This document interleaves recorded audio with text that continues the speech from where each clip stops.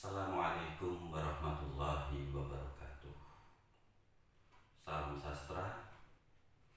Di sini ini pertama kalinya saya membaca cerpen. Kedua kalinya.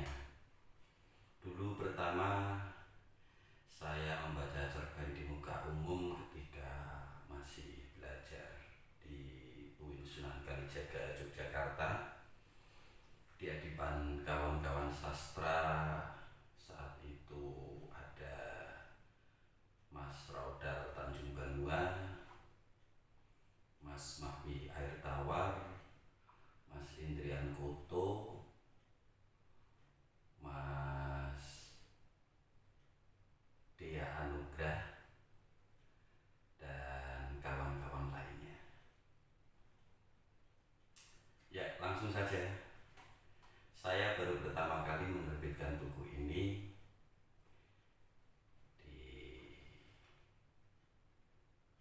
dicetak penerbit Asna Pustaka dengan judul Sabda Malaikat.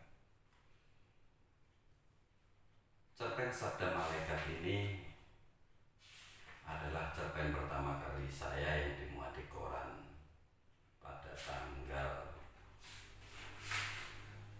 21 Juni 2009, berarti kurang lebih sudah 11 tahun yang lalu kalau nggak salah.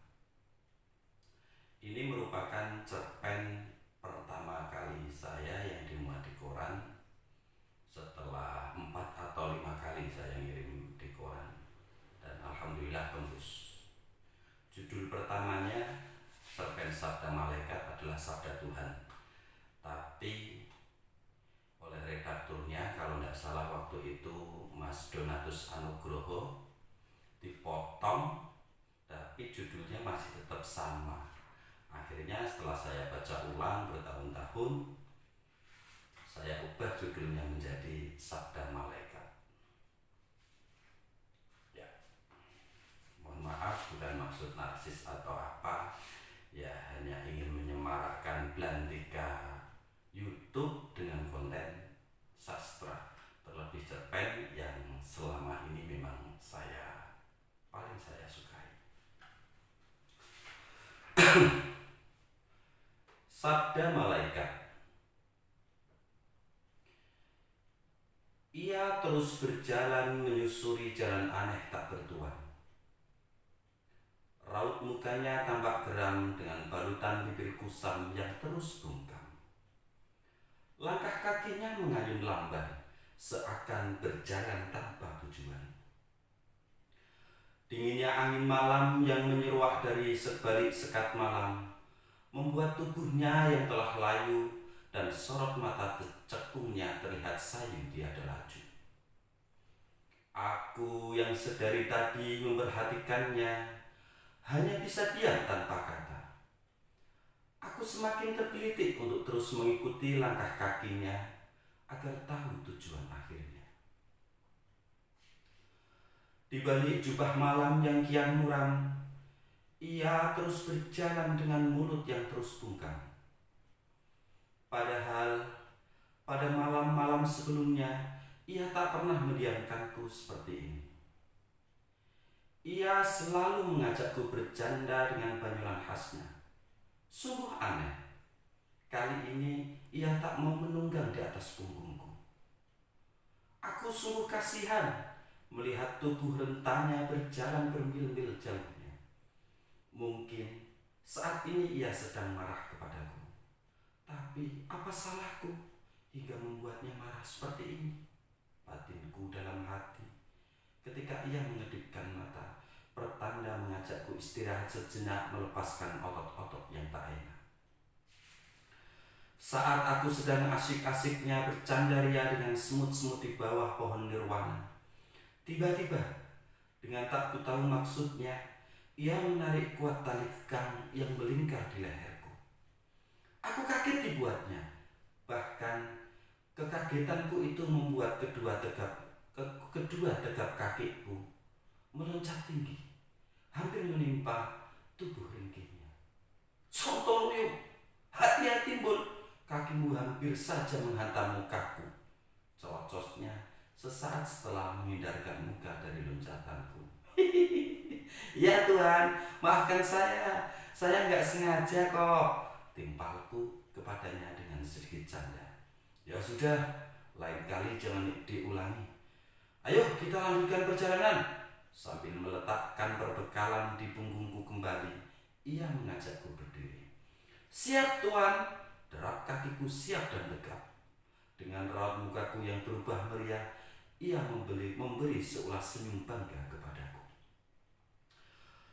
Malam kian muram. Bintang gemintang dan sinar cahaya bulan tak kunjung datang. Langit pun tampak murung ketika arakan mendung menggembung. Angin berembus dingin. Namun semua suasana mencekam itu sama sekali tak kurasakan ketika kehangatan yang secara sempurna mampu kucecap saat bersanding dengan tuanku. Perjalananku malam ini terasa sangat jauh dan melelahkan. Padahal dalam perjalanan malam-malam sebelumnya, aku tak pernah lelah sedikit pun. Maka dengan peluh yang deras berjujuran dan dengan sisa-sisa keberanian, aku bertanya kepada sang tuan untuk mempertanyakan persoalan yang aku gusarkan. Maaf tuan, sebenarnya kita mau kemana? Bukit Padepokan, timbal tuanku tanpa banyak cakap. Bukankah bukit itu jauh sekali? Ya, dengan nada tak mengenakkan, ia memberi jawaban. Maka sebagai penghormatan, kuputuskan untuk tak bertanya lagi setelah itu. Sepertiga malam di Bukit Padepokan. Malam kian temaram. Mulut tuanku pun masih tetap bungkam. Dengan seksama mataku mengiri dan menganan melihat keadaan. Tak kulihat sedikit pun tanda-tanda kehidupan. Hening. Tak lama kemudian mataku bersitatap dengan tuanku dan dapat kusimpulkan bahwa ia mengajakku melanjutkan perjalanan. Dengan segera aku bergegas memulihkan sisa-sisa tenaga dan menghirup dalam-dalam udara segar yang melingkupi sekitar. Kuderapkan kakiku melangkah menapak tanah. Tanpa mengeluh, kuayunkan kaki berlari kencang seraya memikul perbekalan dan berat badan tuanku yang kini mulai menaikiku. Ayo Bun, lari yang kencang, tuanku menyemangati. Siap tuan, tapi kita ke arah mana? Lurus saja ke depan, sembari menelunjuk tuanku memberi arahan. Aku berlari semakin kencang. Di jalan setapak yang kulalui, masih saja tak kutemui tanda-tanda kehidupan selain pepohonan dan rerumputan. Pepohonan tumbuh subur dan besar dengan dedaunannya yang begitu lebar dan rimbun. Rerumputan pun demikian. Daunnya tumbuh memanjang, berserakan, tak beraturan. Malam kian mencekam. Anehnya, bulan beserta bintang gemintang yang tadi tak kulihat, kini di Bukit Padepokan ini tampak benderang. Ditemani suasana damai, kupacu kakiku penuh laju. Bol, ke arah sinar putih itu, tuanku menunjuk. Ya tuan. Setelah sekian lama berlari, akhirnya kami sampai jua pada tempat yang dicari. Tepat di pinggir sebuah telaga, laju kakiku terhenti. Mataku terbelalak melihat panorama yang ada di sana. Kulihat air yang ada di telaga itu beriak-riak jernih. Bahkan kecipak ikan yang saling berkejaran ke sana kemari membuat panorama telaga itu semakin asri. Setelah kulihat dengan seksama, ternyata kehidupan di sisi telaga itu banyak sekali. Cecicit burung-burung yang menari-nari ketika mandi, serta candaan sekerumunan kera yang bergelantung di pepohonan membuat lelah di tubuhku hilang seketika. Namun entah mengapa, tiba-tiba sesuatu yang aneh menyeringai ke dalam tenggorokanku. "Tuan, saya haus. Saya boleh minum air di telaga ini?" "Jangan, Bul. Air yang ada di telaga ini dikhususkan untuk para penghuni padepokan. Apa kamu ingin seperti mereka?" Sembari turun dari punggungku, tuanku menjelaskan. "Tidak, Tuan. Saya tidak ingin seperti mereka." "Ya sudah, ayo Jerome. Biar aku bisa menurunkan perbekalan yang kita bawa." Selesai menurunkan perbekalan, tuanku memintaku menjauh. "Bul, kamu agak menjauh dari tempat ini, Ki." "Tapi saya pengen lihat isinya, Tuan," pintaku merengek. Kamu gak boleh lihat dari dekat, Bul. Nanti kualat." "Tapi, hush, jangan tapi," adiknya keras. "Ya sudah." Dengan perasaan dongkol aku menjauh.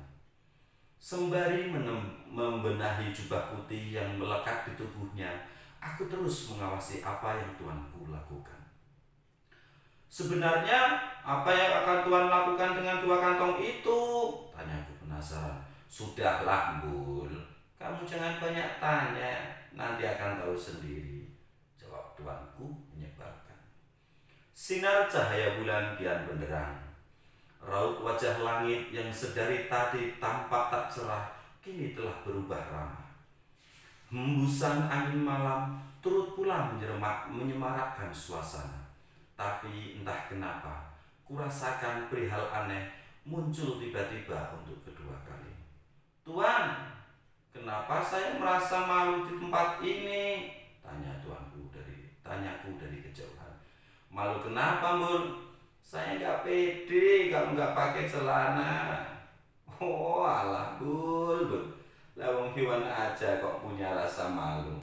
Nih lihat apa yang kita bawa di kantong ini," ejeknya seraya membuka kantong yang ternyata berisi manusia tanpa busana.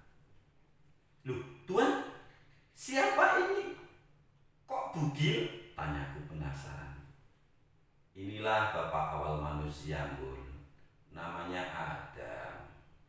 "Terus kantong yang itu isinya apa, Tuan?"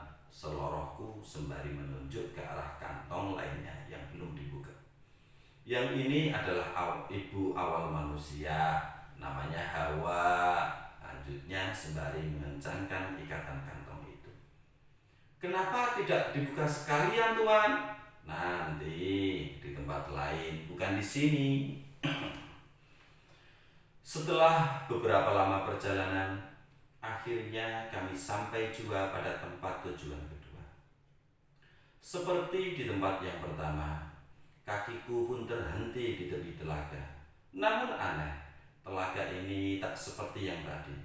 Telaga ini airnya keruh dan penuh dengan bunga-bunga berduri yang menghias di sisi kanan dan kiri. Saat ku pandang, bebungaan itu memang indah, tapi keindahannya tak sebanding dengan suasana mencekam yang meliputinya. Ular, buaya, dan hewan-hewan buas sejenisnya berjublan menghuni telaganya. "Tuan, kenapa telaga ini tidak seperti yang tadi?" tanyaku mengawali. "Inilah pertanda, Bul. Pertanda bagi kehidupan manusia kelak, bahwa apa yang tampak di sekitar wanita hakikatnya penuh dengan mara bahaya." "Kok bisa begitu, Tuan?" "Kelak kamu akan tahu sendiri, Bul." Aku bungkam. Diam, bisu, tiada tahu yang dimaksud tuanku. Hari-hari silih berganti seiring berjalannya waktu yang terus melaju.